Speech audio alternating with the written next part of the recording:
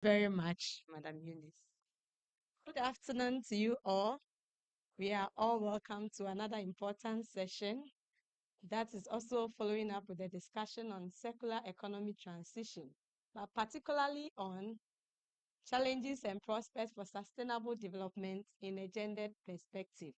So I'll take this opportunity to welcome my panelists, who are all from the University of Environment and Sustainable Development, the only one university in Ghana.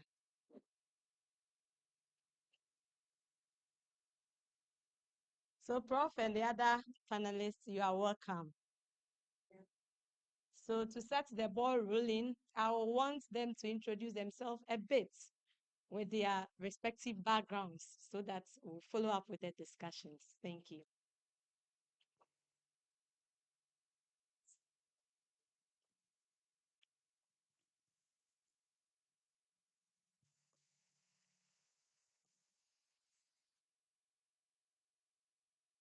Thank you for the opportunity, Madam Moderator. My name is Dr. Apia Michael Karikari.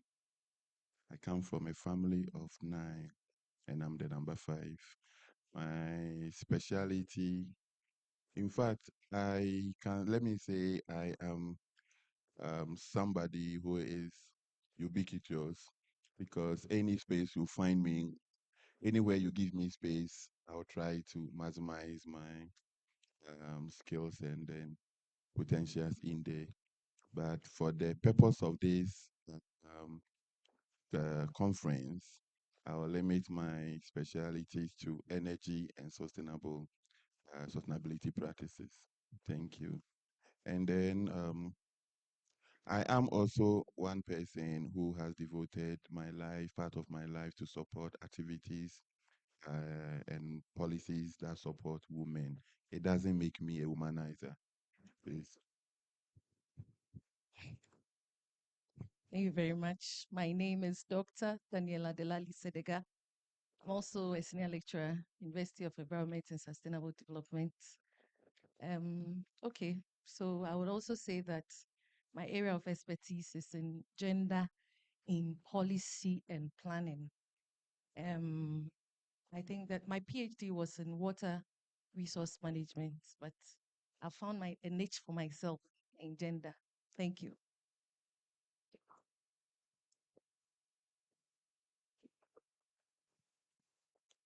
I am Professor Alexander Nimui Papo, with more than 21 years of teaching experience at the tertiary level.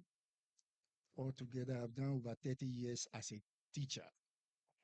And my area of specialization is forest ecology and management.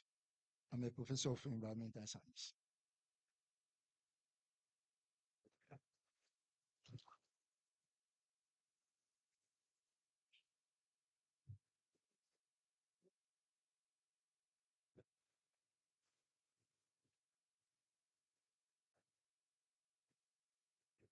Fatima Ishen is the name, lecturer at the Department of Geography and Earth Sciences. I'm an applied geographer. I also have over 13 years of teaching experience, and I most often comfortable working with remote sensing and GIS staffs, and then also resource analysis and biodiversity issues. Thank you.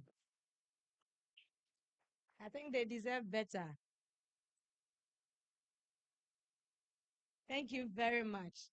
So you notice that even though they are all from the University of Environment and Sustainable Development, they have different expertise. And all these will be brought to our discussion. Thank you. So our discussion is going to be in 3 sessions. We'll have the intro session, and then after which we'll open up to participants to make their contributions, comments, and then suggestion. And then we follow up to a second session, and finally the third session. Okay, so to start, you all are emerged as a global concern. Then as a result of that, recent additions in that part, it's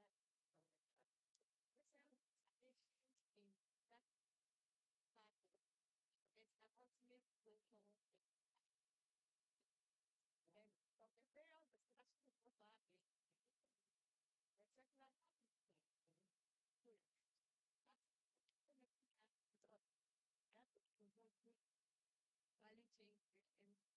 also ensuring social and economic development. So with this at the background, actions and then implies the meaning that they are used.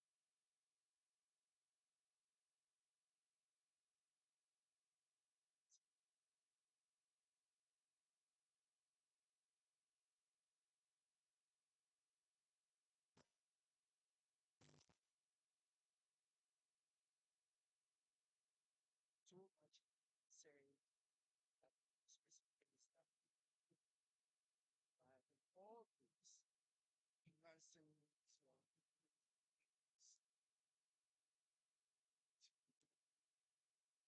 that will support education. We can about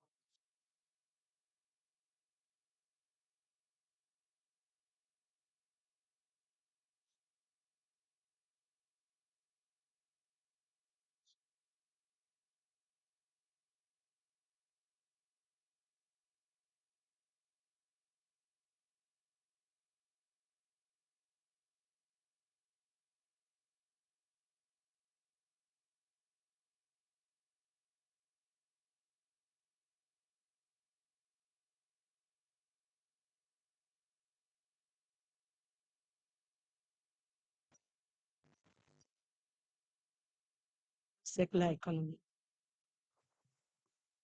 Thank you very much. Before I come to the requirements, let me share my own view of what the circular economy entails. And I would like to say that I share the view of Ellen MacArthur Foundation, that has been one of the foundations to champion the circular economy as a concept. Globally, their impact has been very clear.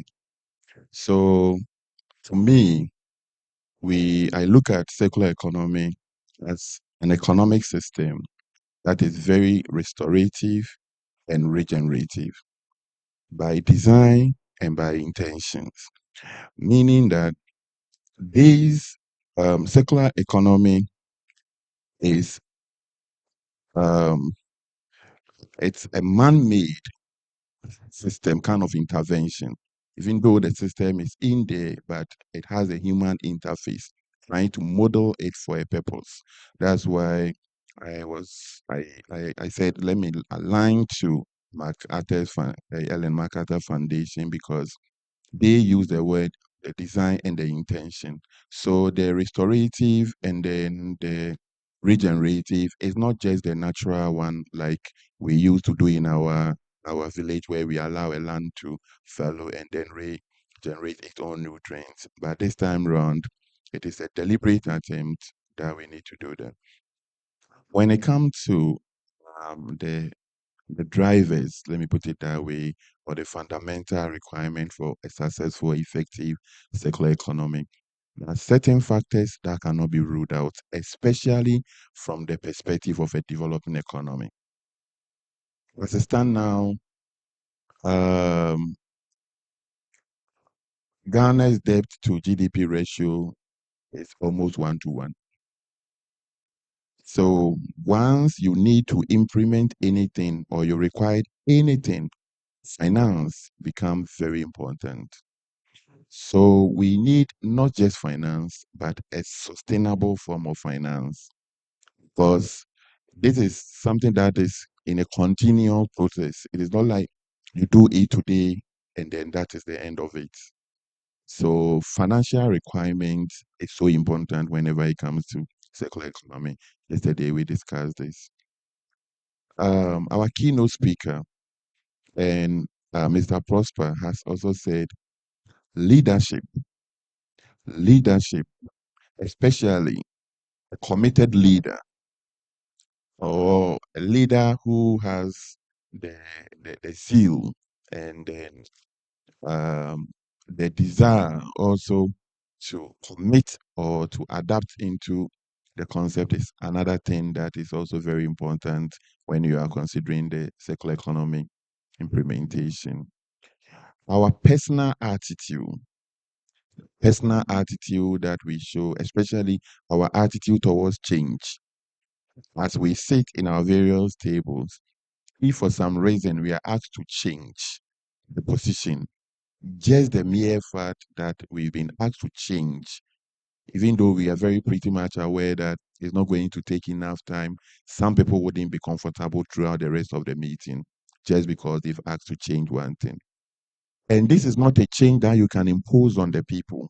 This is a change that need to be incorporated into the whole policy plan so that at the end of the day, the change will come without people feel being bullied, being discriminated, or being maltreated in a way as a result of the change. Then also, um, we can also talk about technology, because technology as an application of scientific discovery is of so much importance. So if you don't have the technology, how do you as a person ensure that uh, a policy, especially a policy like circular economy, is even implemented? But the final point, which is to me, to the best of my knowledge, the most important point, has to do with policy on circular economy.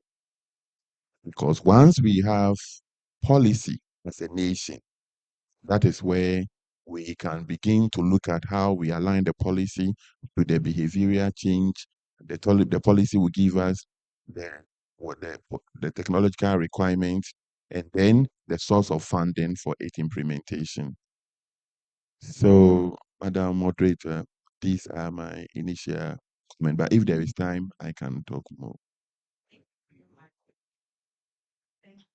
Hold on for respond. Thank you.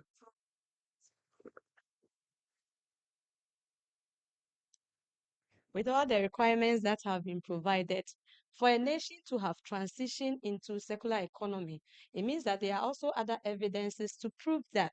So then I would want to ask Dr. Sedega to explain to us what indicators will prove that a nation has transitioned into a circular economy. Okay, so the indicators are first of all environment, where the country begins to put in place measures to protect the environment. Then we also have governance, where policies are being made by raising awareness and the dissemination of the circular environment principles by education, building capacities like this one. But then these are, pushed by a government agenda where the government is committed. I think that yesterday when we were talking, one person talked about the political will. And so there must be that political will. Also, economic. Economic specifically refers to the performance of companies and the introduction of business models. And then also there's that creation of opportunities for value addition. Again, yesterday when the keynote speaker spoke, I asked her, is it just about collection? Because a lot of what we see now is that the women are going out there collecting the robbers. What's next? How about hello? How about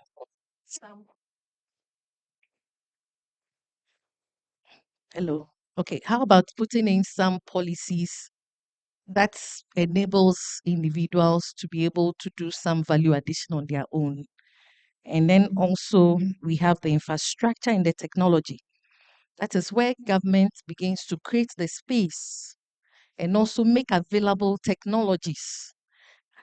Yesterday again, they were talking about this guy who is turning charcoal into um, coconut waste into charcoal, and the challenges he's facing to the extent that he has folded up. So it means that the government has not created the space for um, a successful transitioning into secular economy. And then the last but not the least is the societal, which looks at the number of jobs that are being created and the human resources, as well as the societal issues such as issues of gender, where there's that conscious effort to make sure that people of all genders, all minorities, and anyone who matters in the country, anyone who calls himself a citizen of a country, is given the equal opportunity to be able to also excel.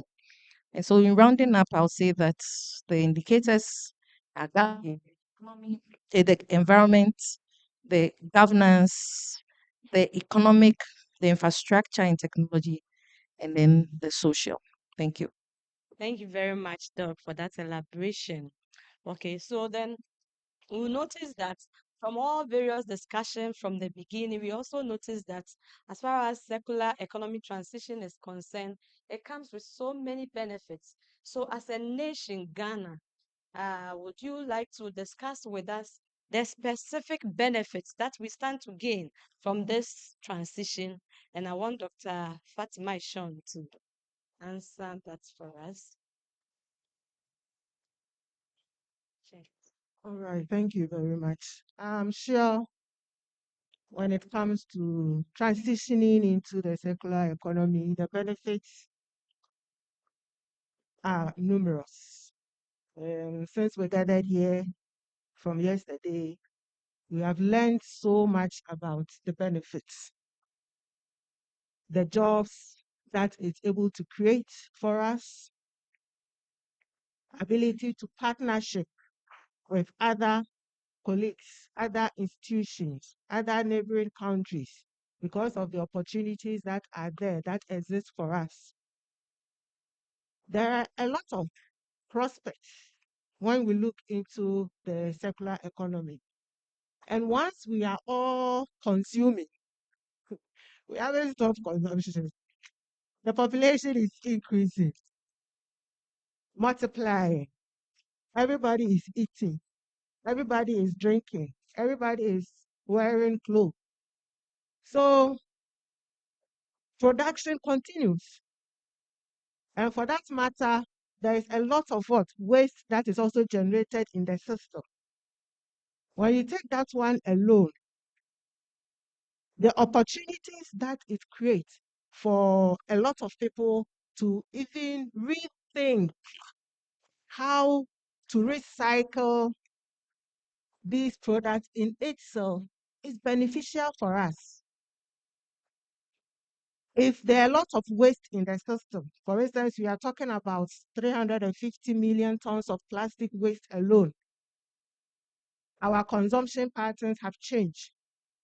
And there is a switch. Most of us are consuming from plastics. So the opportunity or the benefit in it is that we are going to rethink how to recycle these things into other forms of what products. And in that, we are going to create a lot of jobs. People are going to earn or increase their livelihoods. Their pockets will be filled with money. And that alone can translate into other sectors of what? Of the economy. Germany, for instance, is being said to be the first in the world to even ship a lot of plastics, followed by Netherlands. Where do they send their plastics to? Apart from plastics, they are also shipping a lot of secondary materials. You look at the electronic industry. If I should ask how many of us here have more than one phone, I'm sure I'll get quite a number. When your phone is out of use, what happens to it? When your television is out of use, what happens to it? A whole lot of what plastics is generated in the system. Electric waste is generated in the system. If we are embracing circular economy, then it means that we are also going to what rethink how to recycle our electronic products. That is not enough. We also have a lot of agricultural waste. Yesterday we spoke about some of them. There exists the opportunity for us to create more jobs from that sector as well. If we are embracing this circular economy, that means that once again, the rethinking is going to go through. We are going to look into how best we can generate or recycle these wastes into other things that will be beneficial for us. Aside that, the environment, we are going to reduce a lot of what biodiversity loss.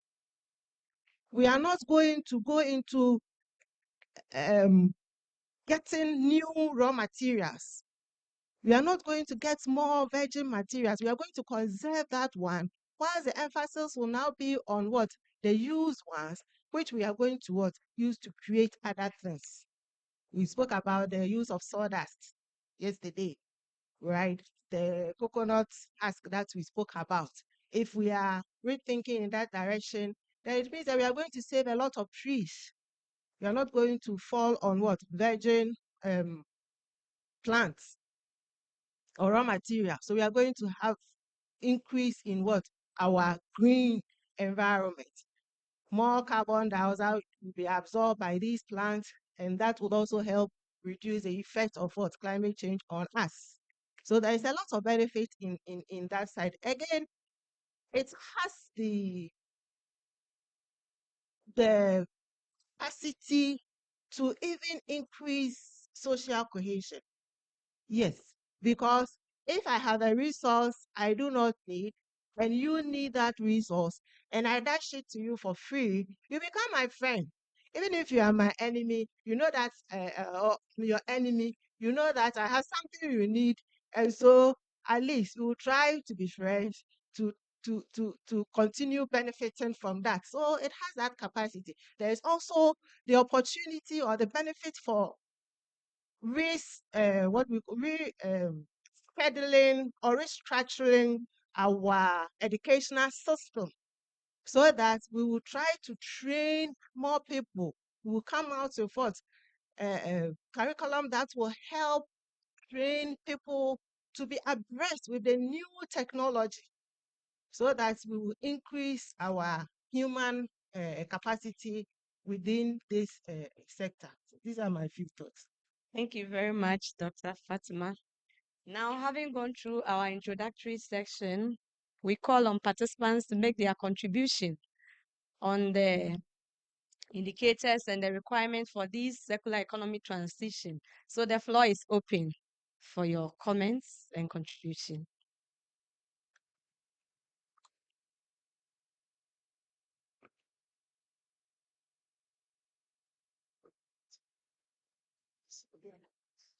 Okay, so Dr. Kakari wants to come back. So Doc, I give you the opportunity to talk once. Okay, thank you for so much. Yeah.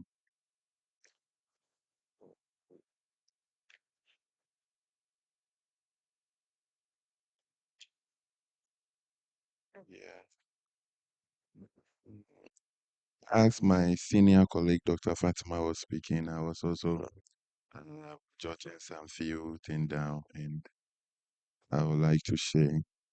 So, Doctor has said so much with respect to the benefit that come with the circular economy. And she was even too practical by linking up to the specific activities where those benefits could be gotten.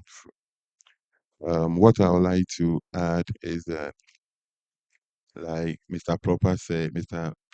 Prosper said yesterday, the economic value, the economic value, the value for money, the moment you go in there. So anytime you think about circular economy, think about money making machine, money making concept.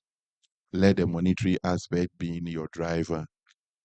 Something should wake you up at dawn, and you can explore a lot from there. Then also, one thing people are not thinking about circular economy is the opportunity it is offering our generation for new knowledge. I'm sure before this conference, some members might have not really learned or know much about the circularity concept. But with the knowledge shared by the keynote speakers and our resource persons, including the various presentations and other discussion that has already taken place, this circular economic concept is providing a new paradigm on knowledge acquisition. It is one of the drivers you are taking home. So, protection of the ecology, she has already emphasized on that.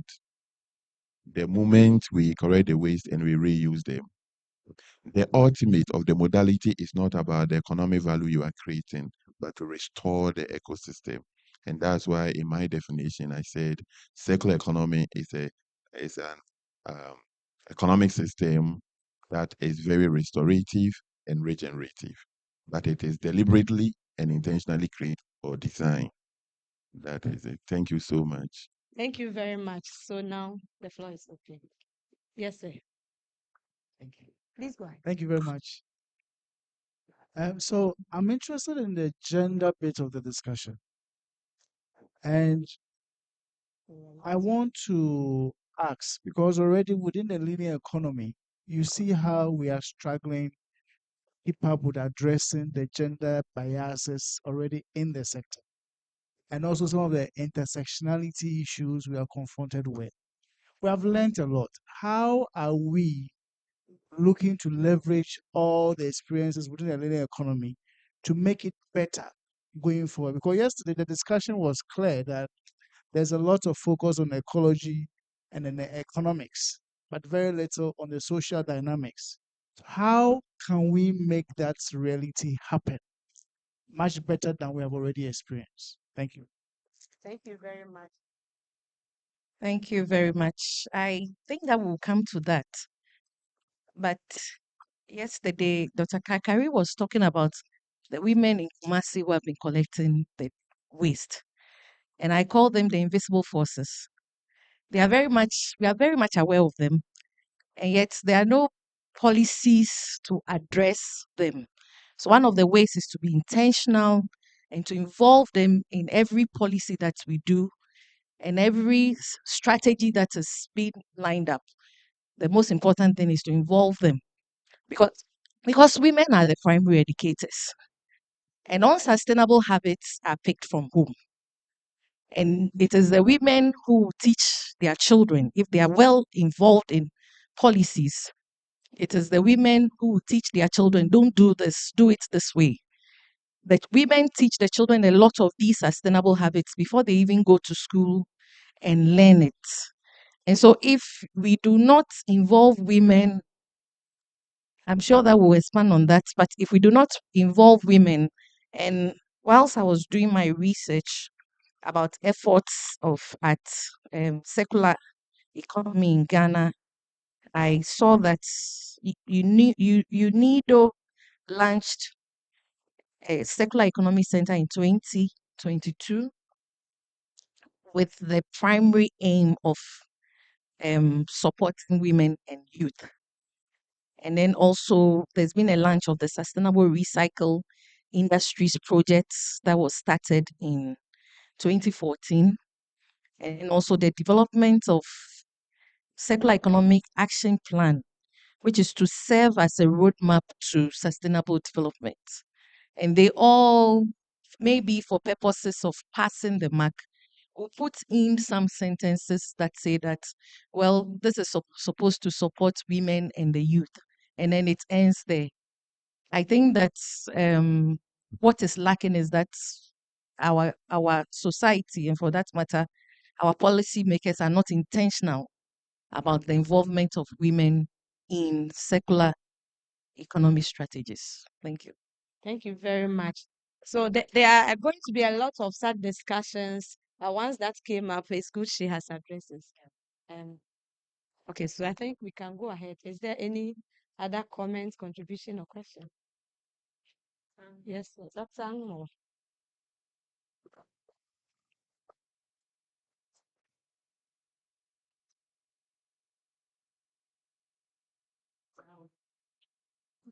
Thank you. Um, I think with regards to the, I think, I think with regards to the requirement,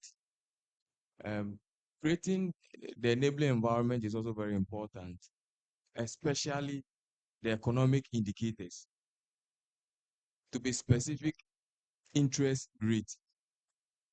Because this whole issue about circular economy is about doing business. And people have to go to the banks, take money to do business. And so if the rate is very high, then it means that we are scaring away people from doing business within that particular area. You go to the banks, you take money at the rate of 30, 35, 36. Then it means that you are going to work for the banks. And you realize that the businesses within this circular economy are young businesses. They are businesses that are now growing, and they need money to sometimes start or to expand. And so if we put such burdens on them, then it means that those who have their ideas cannot materialize. Those who are already there and they want to expand, they can't do it. And so we also need to consider the enabling environment, especially the interest rate and then the economic indicators within our environment. Very, very important. Thank you, Doc. Eunice. All right. Thank you very much, Doc. And thank you very much, Daryl. So I almost didn't talk because they said what I was going to say. But just to add up to what he said, the interest rate is an issue, but it's more of an issue to women than men. Because when you go to the bank for loan, you are mostly required to come with something, how do you even call it? Collateral. And in our case, you either come with a land, a house, a car, and most of the women do not even own land that they can use to secure loans from the banks. So the issue about financing is key in the circular economy. Nonetheless, women are really disadvantaged. So how can the design for the circular economy in relation to women be such that women can be sustainable or be sustained in the circular economy? Thank you. Thank you very much. So I'll call on Dr. Kakari to address that.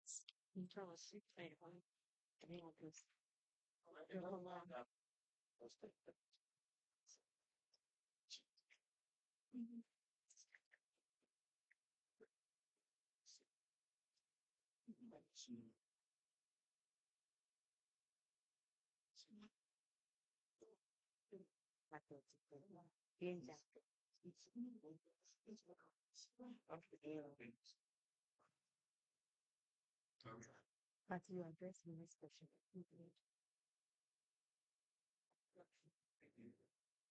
Thank you very much. So I wanted to also expand on her comment. She said women. I know she has left. She's a woman.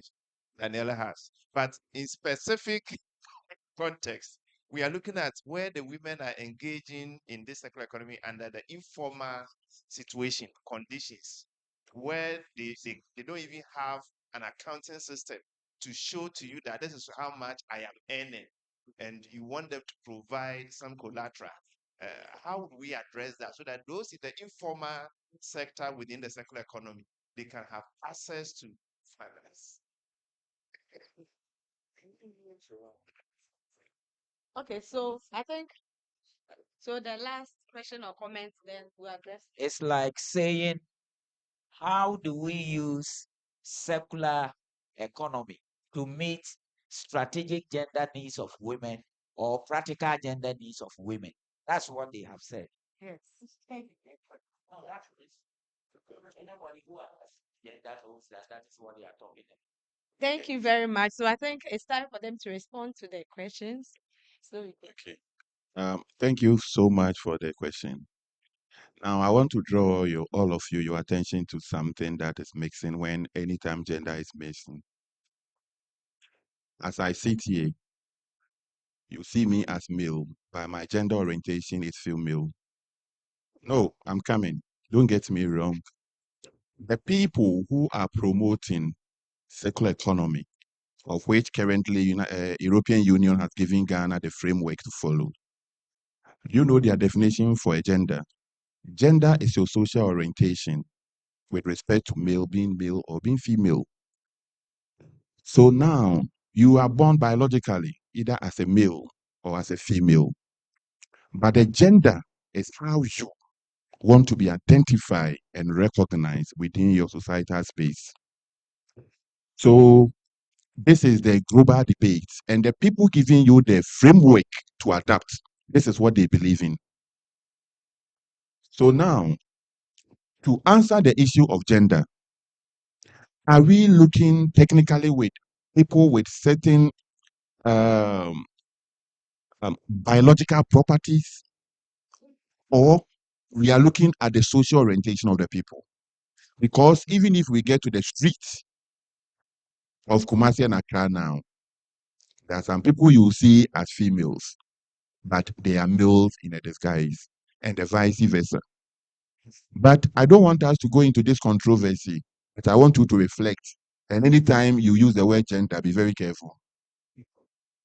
Then when it comes to, yes, so I'm explaining or answering the question, assuming that gender in the context of this conference mean a female as biologically defined, so that I will not put myself into any trouble. But the reality is what I'm telling you.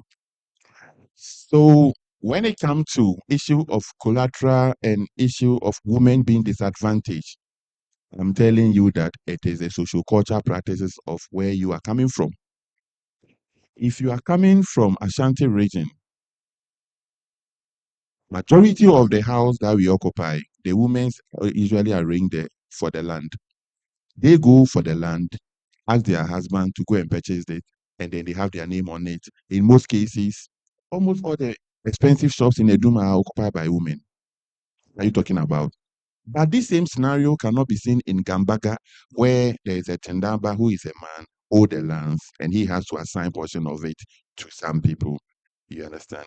And then the social culture practice of the people in some ethnic, some tribes. I don't want to mention anyone.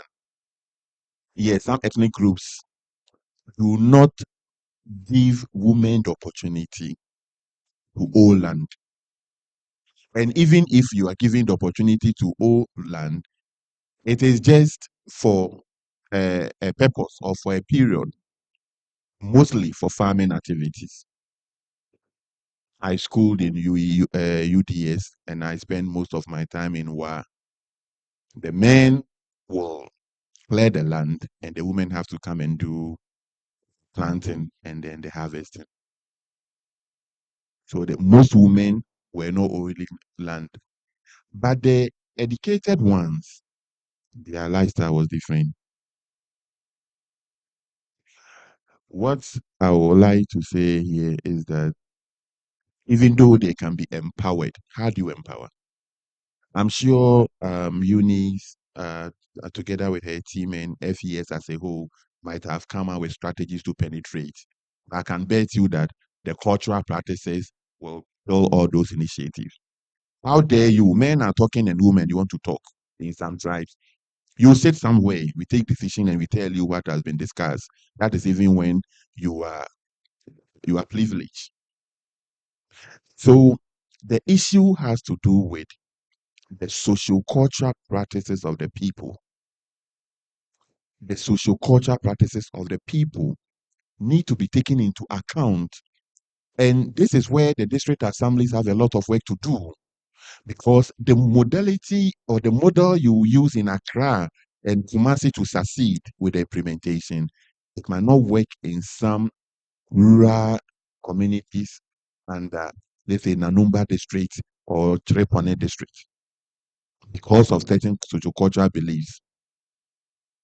So these are the fundamentals and the realities we need to appreciate as people, so that we wouldn't set a common base for gender and assume that it will work for everybody.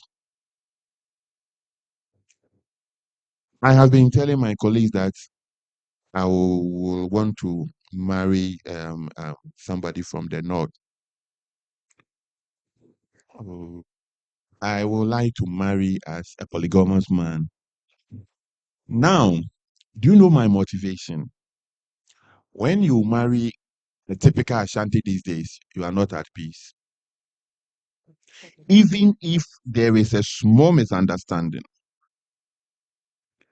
ma efi antenna yenche fie nim menene de si dan no edan ne yemedia na asase na me yewe. But when I was a student in UDS, the northern ladies have different perception. They are not so brave about this, yet assassin FTA, that kind of thing. I might be wrong. But with the kind of friends I had, they are more like they support your idea, they support your growth, and they feel you are the Lord. And whenever you protect them, any impact you make on them, they let you feel that, like, yes, I really appreciate you and I really want this. Not the type you are seeing in Kumasi. Leave the house. So to conclude, I want us to remember the baseline that we can't have same gender empowerment or women empowerment modality in a single one across board. The cultural practices are very powerful. Thank you. Okay, I want to add a quick one. Moderator.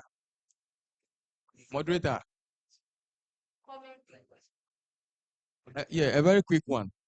And what Dr. Richard Amfotu said, very, very important. We shouldn't assume that women do have the same characteristics. Women do not have the same characteristics. As he said, there are some women who own land, who owns properties. And there are some women who also do not own what? These things. And this is very important when we are targeting in terms of implementation of policies. Because we have some situations where the elite women trap the opportunities at the top and it doesn't get to the real people at the community level. And so when we are targeting in terms of policy implementation, we have to try as much as possible to look at the characteristics and then ensure that what we are supposed to give to the people at the grassroots level gets to them. Thank you. Thank you very much. Let me add before the hello.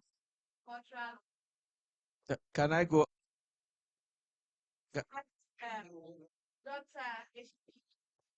Let me add this, then she will take over and address. If you recall, yesterday I said that the organizers of these conferences must bring on board an officer from the Ministry of Finance to address some of these issues. Why am I saying this? I know that there are a lot of policies, gender-based policies for women, but the issue is that we don't know. And that boils down to what Mr. Mokwanda said yesterday, knowledge and challenging the systems. So I wouldn't want us to, yes, we are deliberating on these issues, but if we could go into some of these policies, NEIP, or the why yesterday YEA came here, I know that some of these institutions have gender-related support for women. So let us know what the policies say, what the nation, I mean the national policy on gender is all about, with a specific reference to what we are talking about, so that we don't thank you, we don't box everything or don't throw the baby with the dirty water. Baby away. Thank you very much. Yes, I just wanted to add by addressing Daryl's concern that there are a lot of these policies he mentioned, but coming from all the other sectors, it has been tough in implementing them. So we all know when it comes to implementation, there is a huge gap. We have a great weakness when it comes to implementation. But then we don't have to relax. We still have to go on and try as much as possible. If we have to add to it, if we have to strategize, just as we are saying that we cannot have one across board. If we have to diversify, let us see how we can diversify and come out with stronger strategies. And if we are willing, I'm sure that we can implement some of these strategies when we are able to make them. So mine is we shouldn't realize, even though there have been some, we haven't been able to implement them. And the strategies that we can put across for the circular economy, we need to still do it and be conscious of it so that gradually you can get there. I remember Norway, for example, when I was schooling, my lecturer used to tell me, she would say 70 years ago, things were not like this. Even if as a female as she is, she couldn't do this, she couldn't do that, and she would be mentioning. So I was like, hey, I thought the gender issue was only in the continent. I didn't know they were also experiencing, but they continuously emphasize on some of these things with dialogue and deliberations. And now look at where they are. You go to Norway and it's like a woman's country, right? Germany also similar. So we still have to forge ahead, and I'm sure gradually we would get there. Thank you very much, Doc. So for the sake of time, I'll call on only one person to give the last comment. I wanted to add to what Dr. Fatima said. Yes. If you questions, when you get them, then you can bring them to. So please, the last comment from Madam. Yeah. Thank you. In fact, I wanted to say something on what my sister raised. Her question, I think, is not answered. We are aware of the cultural differences, but what we do understand is that in many cases, in many situations, the woman is always disadvantaged.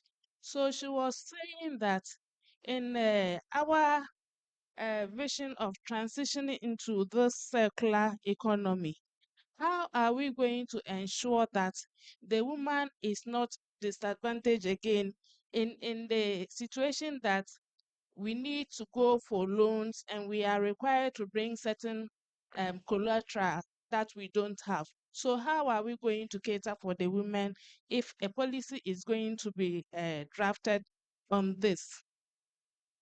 So that is what we want to hear. Now we are saying that we want gender equity. So how are we going to be considered? It is the equity we want to know. Thank you. Thank you very much. I think that one Okay.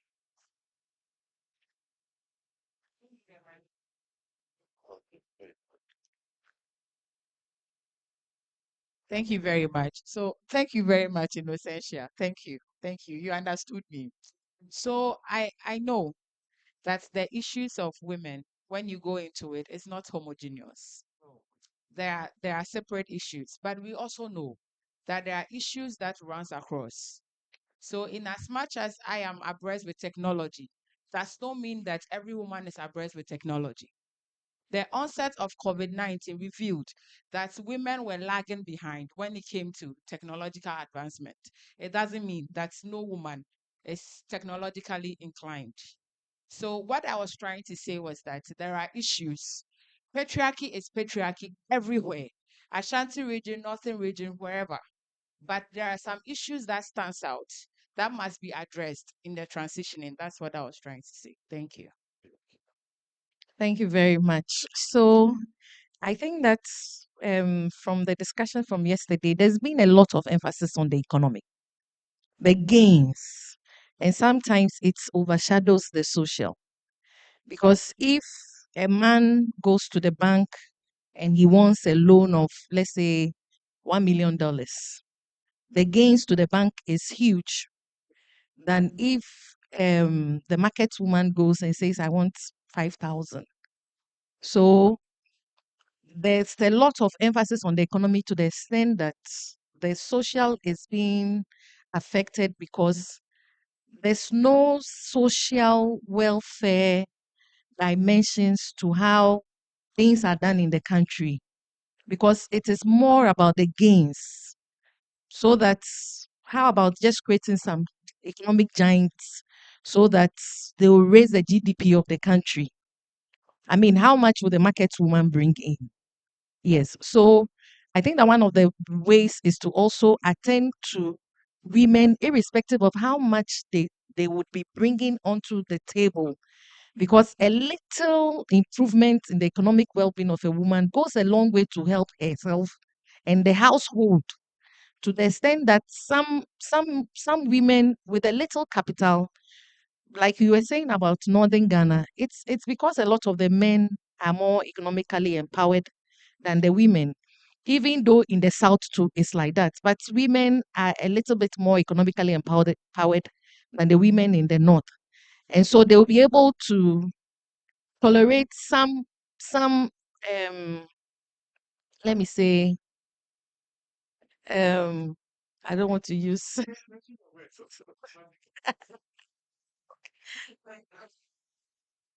just because thank you for your word, I'll mention it. Just because it provides them with their daily shelter and their daily food. Again, when we talk about involving women, the work that needs to be done, it is like Dr. Karikari said, it's not a one size fits all policy. The work that needs to be done in some societies will be more than the work that needs to be done in other societies. Now, Dr. Aqua also said that there are a lot of policies at the Ministry of Finance. That is true. Implementation is a problem because women have not been involved in the planning stage. Because if there's a policy that government is providing loan or some grant to market women, and there's a woman on that table during even there's a market woman on that table during the planning stage, when she goes back to Mokola, she'll say there's some money at Ministry of Finance. So they say we can do this, and access that money, but they are not aware and it's lying on the shelves.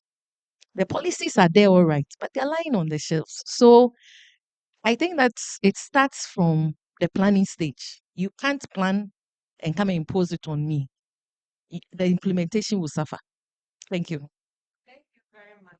So looking at all the points, then will it be right to say that to ensure a successful transition for the circular economy, it must rely on its just and then social justice? Are we right to say that? And I want the position of my panelists on this. Would it be right to say that for a successful transition to the circular economy, it must rely on a just inclusivity and then social justice? Please, what's your opinion on that? Okay, all right. As we are discussing the importance of CE transitioning into the circular economy and the fact that gender balance is critical, it's also important for us to realize that each and everyone must be carried along. For us to be successful in the transitioning nexus, the man, the woman, the boy child, the girl child is very important. We know that in our setup, the social construction of roles for men and women, children, boys and girls differs. And whatever activity everybody does, whether it is at the household level or at the labor force level, it is important. And so I think that we need to look into the various gender roles and then try to strategize on what everybody can do in the transitioning nexus. So I believe it's very important that we bring in the gender issues in the transition.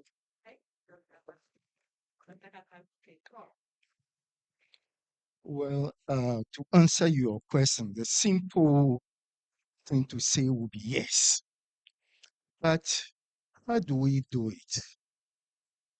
Statistics show that we have more women than men in the system. We're also aware that women do a lot, but we don't value that. And we need a paradigm shift to recognize the things that women are doing. Let's say at the workplace, you see that women are always, most women are at the end of the pipe, which is not good enough. When we were at the waste treatment facility, I asked the question, how many women are involved? Do you have more women involved in the sorting process? And the answer was that, oh, here we have more men, but in Accra we have more women, confirming what is known. So what we need to do is to empower the women, and education is key here. We need to look at STEM, give more opportunity to women to, develop themselves. And we must try and reward whatever efforts that they put in. And when we do that, we'll be able to drive our circular economy to a successful end. Thank you. Thank you very much, Doc. Yeah, thank you. With respect to equity in gender issues, it's a very dicey one because it comes back to the origin of my argument. Here is the case: you have a male who identify himself socially as a female. So how do we even identify the real females and focus on them? This is the argument.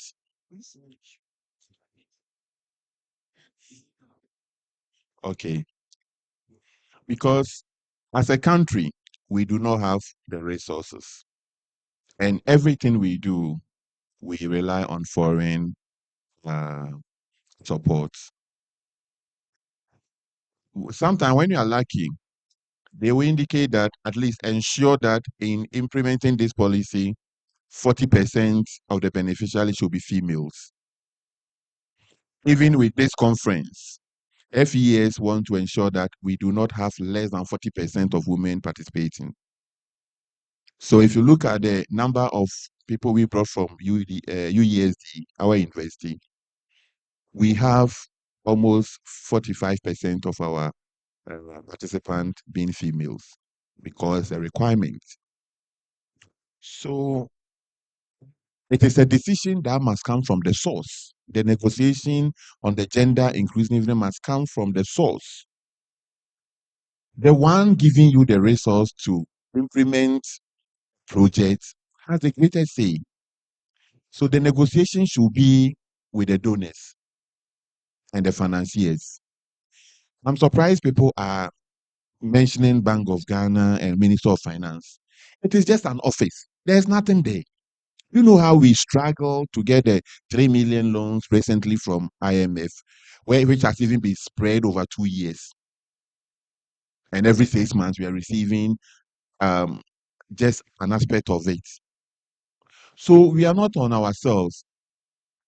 Let's find a way to explore the private sector, and then also partnership from the development agencies, and then make a deliberate attempt at the negotiation point to include the need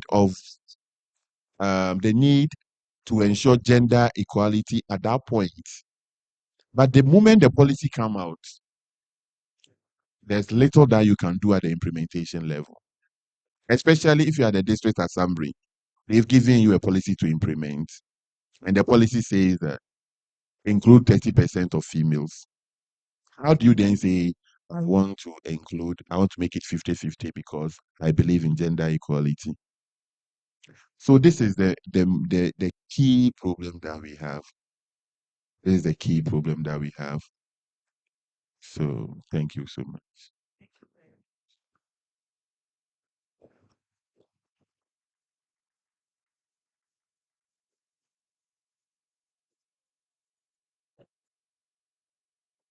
On the fact that gender equality is key in the transition to secular agenda. What do we stand to gain in order to achieve this aspect of the gender inclusiveness in the secular economic transition? What are the prospects? What does Ghana stand to gain? And Dr. Telegraph. What does Ghana stand to gain? A lot. Because we are told that the secular economy comes with a lot of economic benefits. Okay. So first of all, the benefit is that women are going to be empowered if they are involved. Women are also said to be more sustainable consumers. I mean, studies point to the fact that women are more sustainable consumers, even at the household levels. If it's about water, if it's about household resources, they are more sustainable about it. This proverb comes to mind that once you carry the water, you know the value of every drop. And so if the woman is the one who goes to fetch the water, if it is the woman who has to go to the bush to cut the firewood and come and cook, she's more sustainable. She will be more sustainable at it because she knows the toil that goes into going out there to get it. And so it is beneficial to incorporate for circular economy to be gender responsive, because women are sustainable consumers and they will also be sustainable producers if they are involved. They are also more likely to recycle and also to engage in energy saving practices. And women are also key in ensuring that, like I said, they are the primary educators. And so when they are involved, they are able to pass on these values, because there are a lot of unsustainable practices out there, a lot of unsustainable people sit in cars, they throw polythenes out there.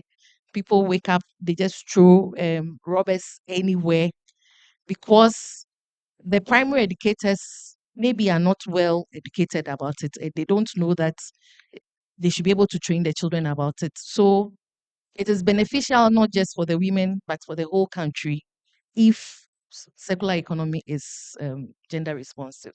Thank you. Thank you very much. Then looking at, okay, Prof. Okay. Well,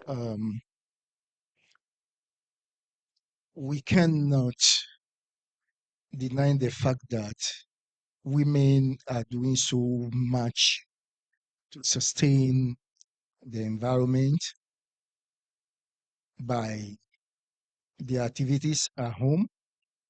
But also we can look at the flip side. Women are short-term users of products. I will explain that to you.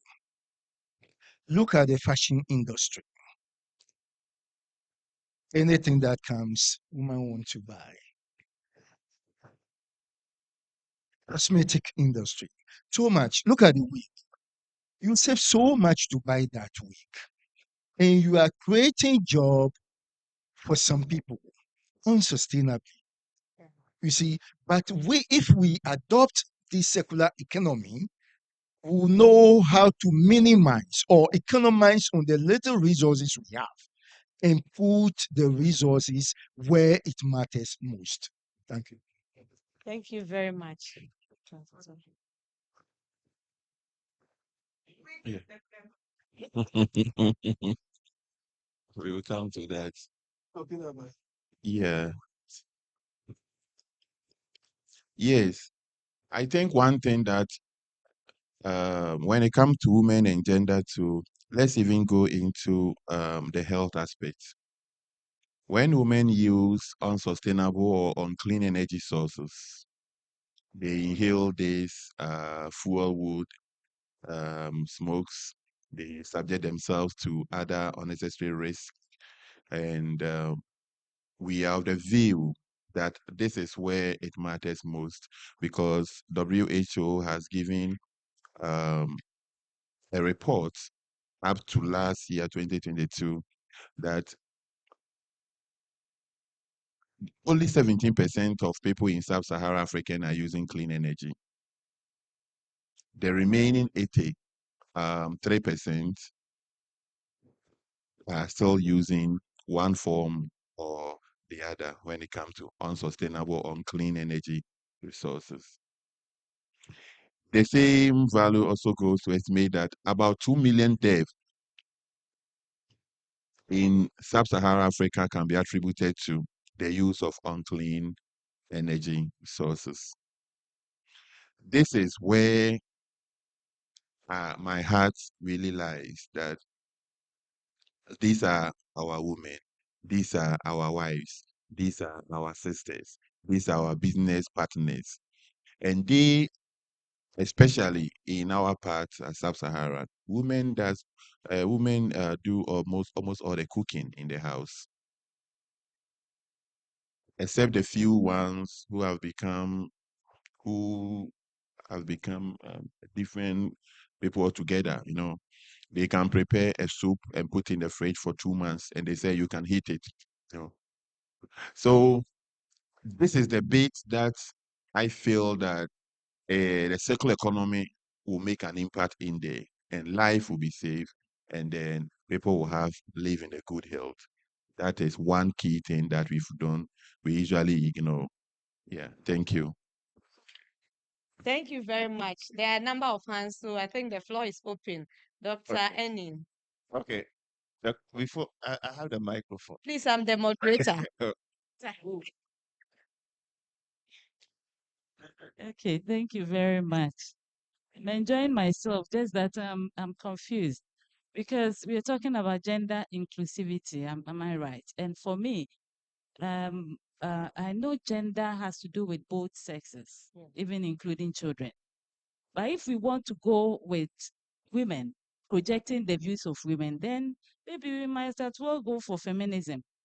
And the way the discussion is going, it looks like you are all talking about women, but nothing at all about men. Are we neglecting the men? I'm a woman, all right, but then. In fact, Is it a follow-up to that? Is it a follow-up, please? Please, I haven't called. okay. Okay. But I'll go So actually I was going to point to that when you are talking about inclusivity and we are looking at gender, we are looking at the roles of the men, women, boys, and girls in the circular economy. So any policy that we want to put up and in the process of transitioning, we have to cater for those categories of people in there, the men, the women, and as we have said, we should do the segregation so that those in the informal sector will be paid attention to. We also don't have to neglect even the disabled. The inclusivity is inclusivity. Sure. So if the person can be a man but disabled, he should be part, and the policy should carry all of them along. We should not leave them behind. So discussions on gender inclusion should not be women inclusion. It should be all inclusion. Thank you very much. So let me call Dr. Tupuo. Dr. Tupuo.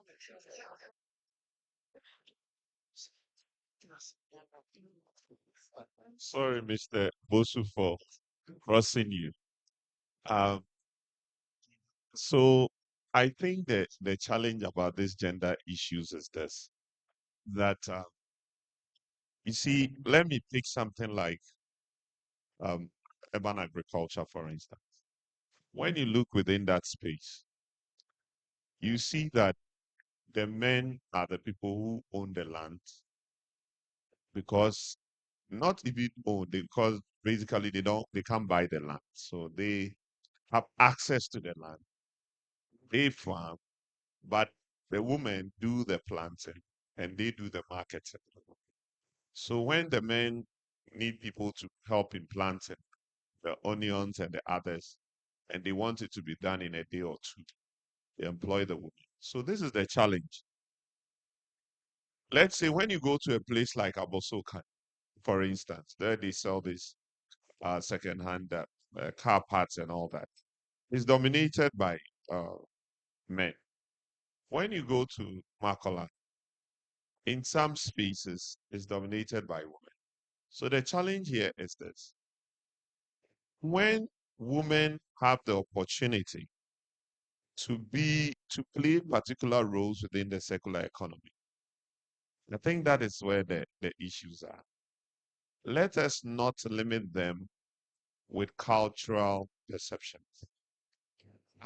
So, for example, if a woman owns 6 shops in Abosokai, in our society, she'll be called Obabema, man woman, or in a very straight, blunt way, a witch. See, because you will not find a woman doing that. So I think the whole debate is this. Let us, in the policy and in the opportunities, where women or men need to be given the same opportunities. Let's allow the laws, let's allow the policies to serve as a fair playground for them. Number 2, someone talked about the issue of equity. We are also talking about a situation where in our culture, Dr. Kakari said something. Sometimes in our culture, in parts of our culture, because our culture is multifaceted, it's different. Some women be denied. Some men will also be denied based on the cultural settings or the perception. That is where the equity comes. So where the woman needs to be pushed and supported, we need to do that, because it is through this gender equity thing and all that have brought our moderator and 2 ladies who are serving as panelists to do their PhDs.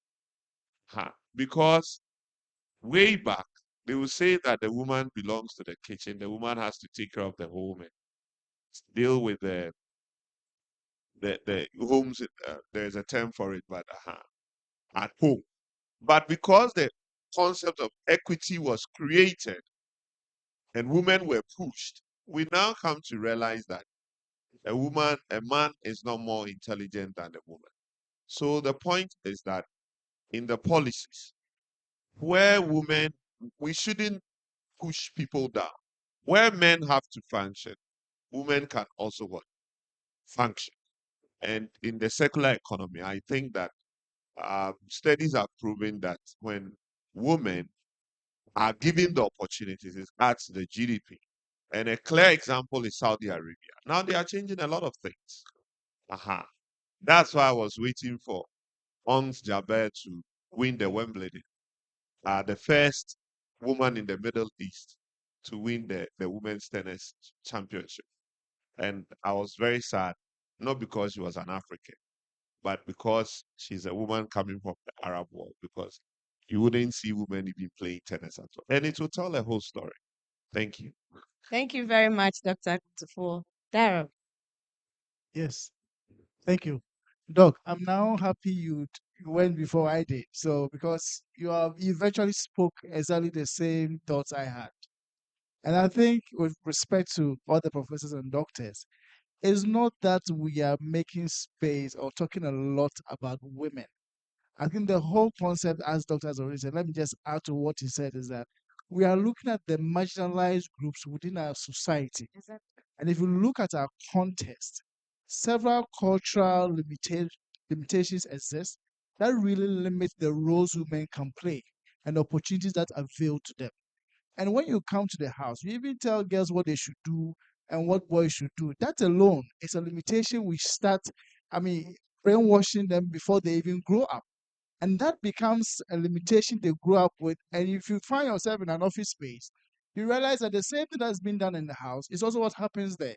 You expect the lady to wash the cups when there's an occasion, and then the man will be sitting and the lady will serve them. These are all ways by which you bring some of the cultural limitations to bear and eventually really stifle the growth of women. So I believe it's not an issue of really creating spaces for women only, but rather looking at those who are marginalized. In certain cultures, they know women will go on maternity, and when they go, you have other places where when women go on maternity, they lose their salaries. But certain cultures make sure that the state actually pays for those services.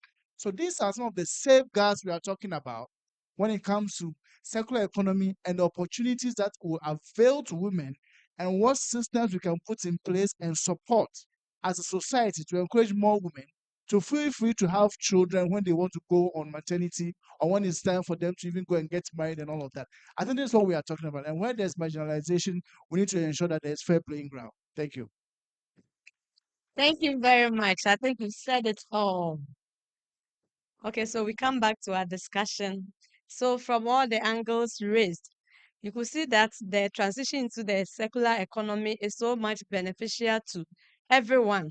So I want to know, in what ways can we ensure that both men and women have this equal access and opportunity from this transition to circular economy we are talking about?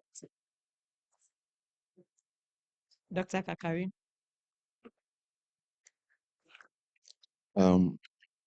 Let me just repeat what I said previously, because it has to do with the same policy, attitudinal change, then getting rid of some outmoded cultural practices, and then also uh, giving a space for some of the global agenda, like the SDGs.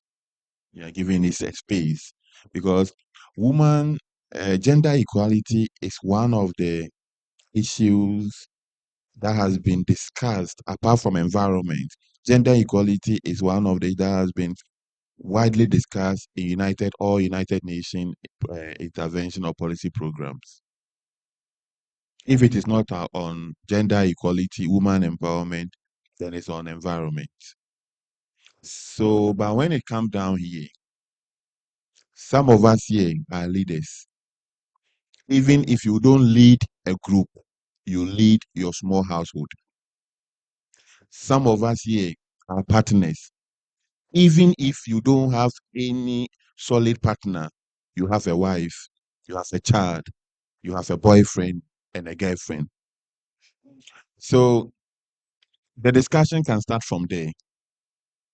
From this platform, you go home and say, my dear, I thought I was the man and I was taking all the risk. I have realized from the conference that I've been doing this wrongly. This is the bank account. This is the password. How do we run the family? How do we ensure the growth? You see, the lady themselves has smiled. You know that yourself. Before you return from work, you see a whole pack of wig shoes. You understand? So, the attitude aspect. Oh, recently there was an interview where Cristiano Ronaldo denied the wife buying an additional bag. The wife was pissed off. They asked him, he said, no, he has 45 pieces of this Gucci bag in our house. He called the lady, he said, yes, I have 45, but this one has a different design and a different shape. You see, so if a few years back, you were an attendant in that same shop, now God has smiled at you financially and you want to abuse the opportunity. Attitude. Attitude. A bag that you were selling that you never dreamt of having one. Now you have 45 and you still want additional one.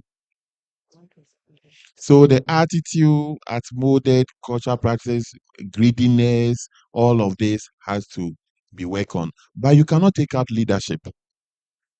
When you have a listening leader that you can talk to, walk to easily, you can share some of these ideas and then you will ensure that it is get done.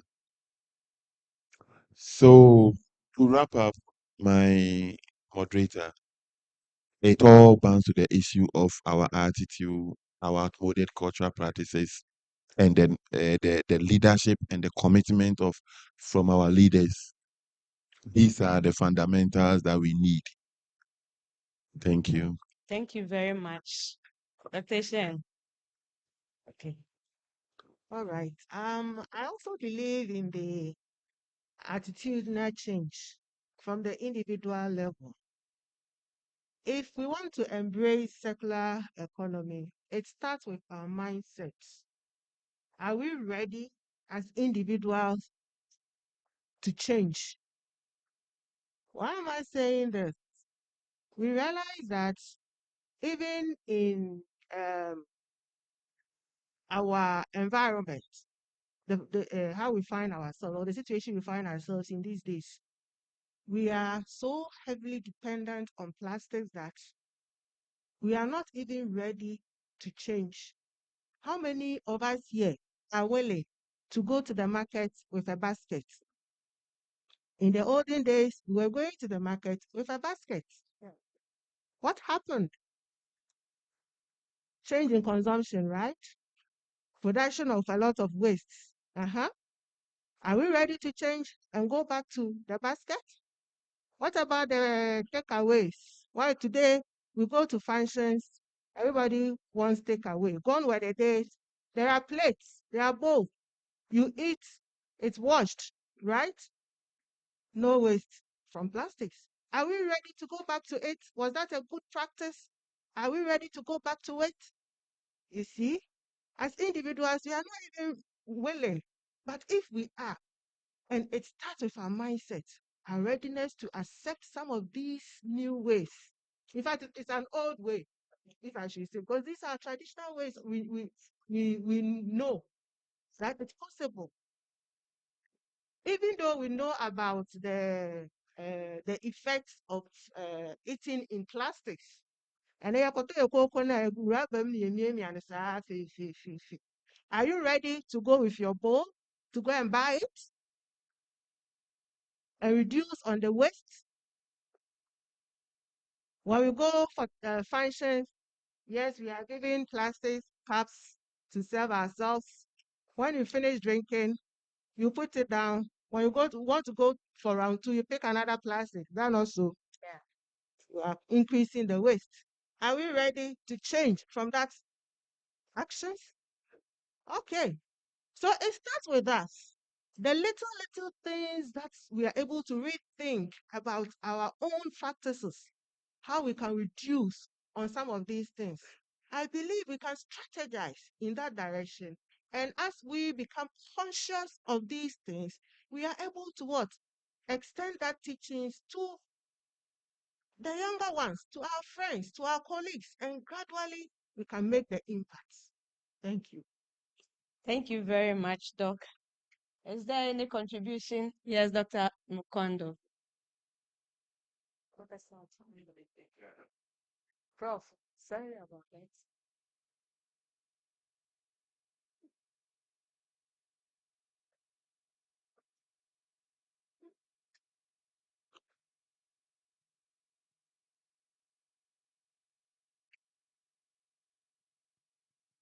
It's not working. It's working. That's fine.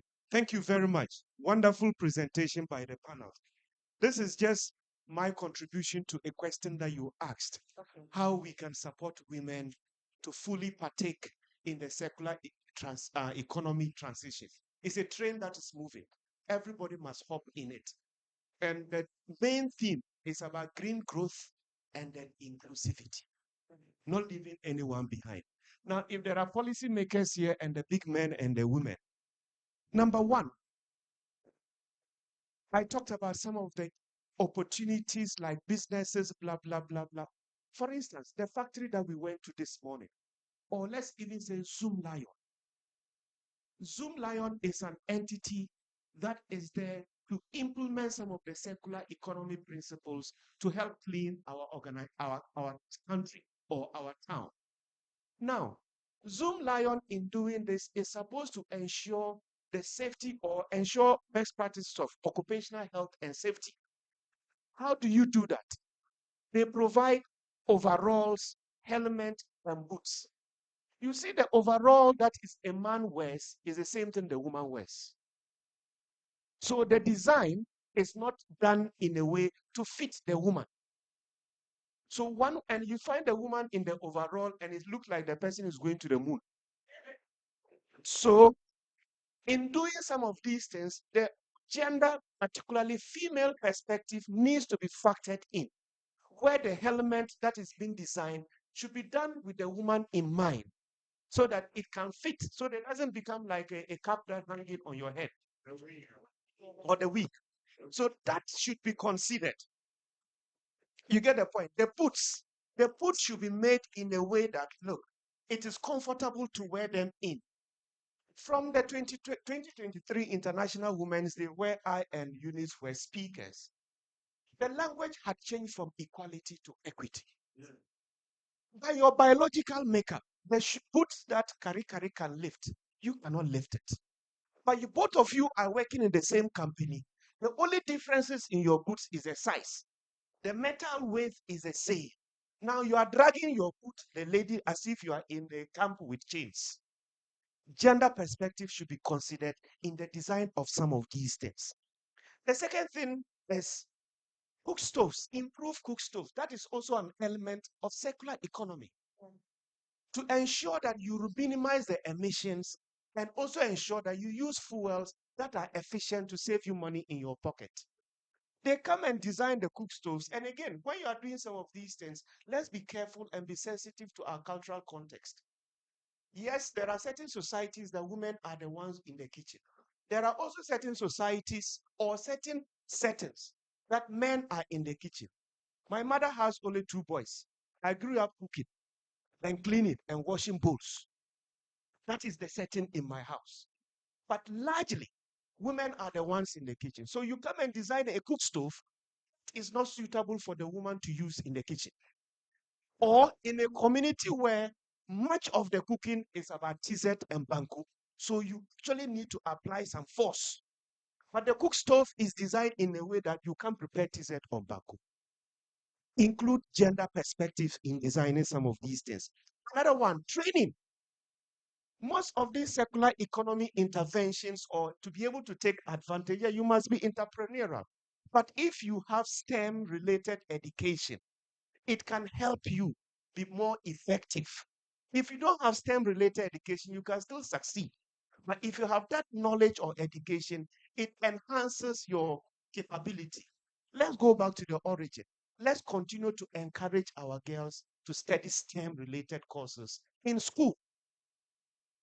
And also our women who sell food at the market. They need that education. Where are our district assembly people? They sell, when we went to the composting place, what did they say? They were having problems in getting the food waste. Educate our women who sell cocoa, wache, banku in the market that look, when it is left, don't go and pour it into the gutter. There is a use for it. It's a resource. And again, let's be fair. The women are mostly the majority of people engaged in this kind of activity. Let's include them. Finally, and this goes to my colleague men, women can also be CEOs of circular economy related companies like Zoom Lion. A woman can be the CEO. Dr. Asubeni, I think, is a consultant to them. Some of these works, it takes time. So she goes to office, takes time, go from meeting to meeting to look for funding to be able to advance the business. Because circular economy is a nascent area. So many banks are afraid of the risk. So the woman is busy moving from place to place, comes back home, very tired. She goes to the kitchen to cook the food, comes to bathe the children. He does the homework, and you are just sitting down playing video games, or you've closed from work, you've passed by a spot. Then you come home, that the woman has gone through all of this, and you still want to do sawam. It is in your own self-enlightened interest to support the women who are in these areas. And in the end, we will achieve the equity, green growth, and inclusivity. Thank you very much. Thank you very much. He deserves a big applause. Please, let's give it to him. Okay, so Dr. Lloyd.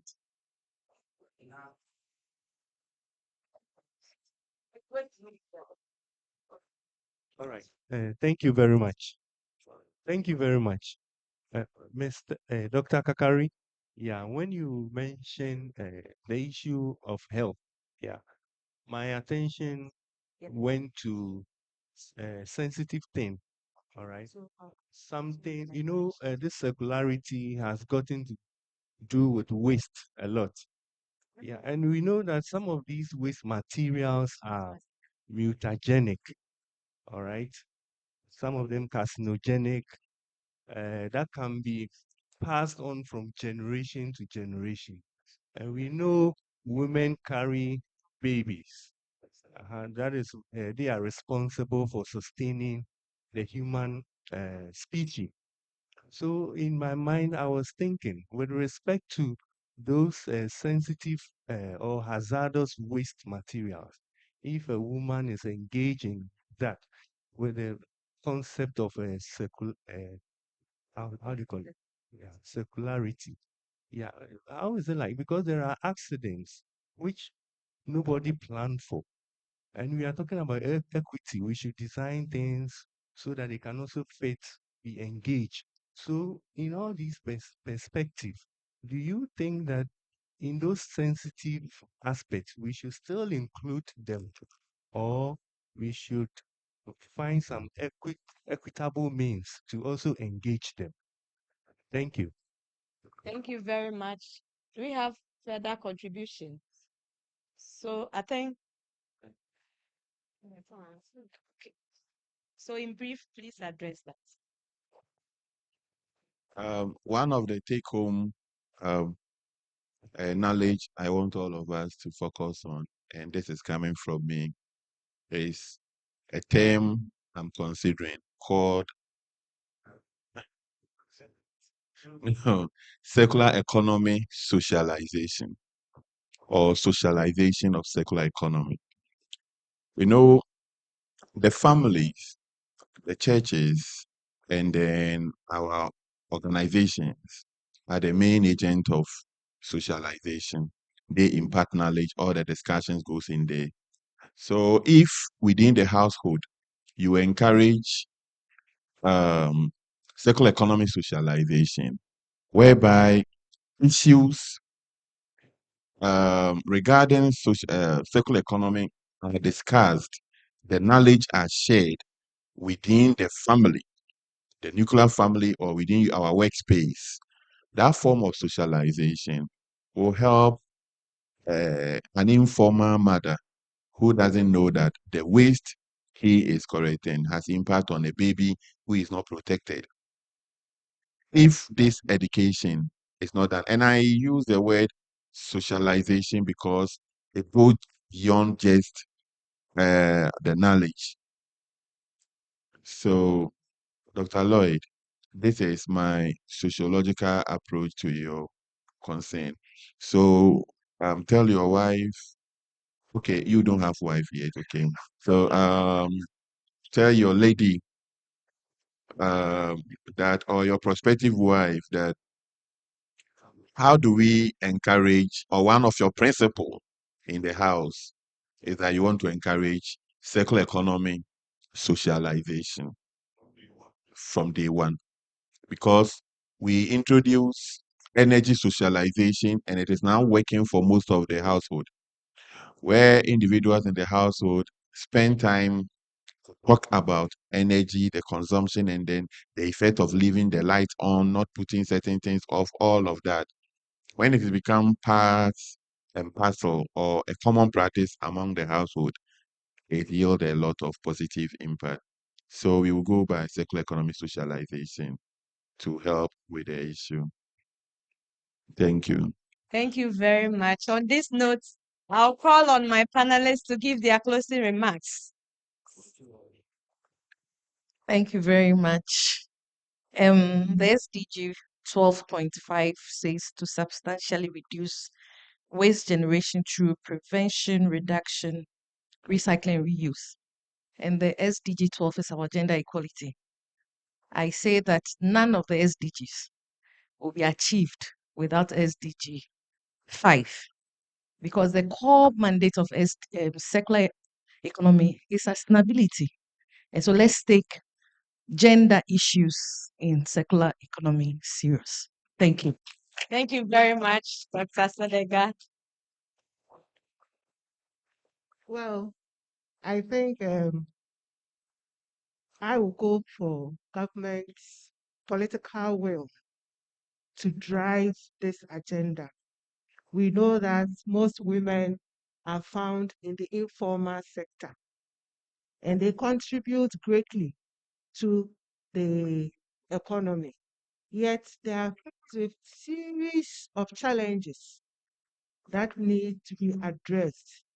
Sometimes, or most of the time since we came, we always talk about financing. Government does not have the finance, government alone cannot do it.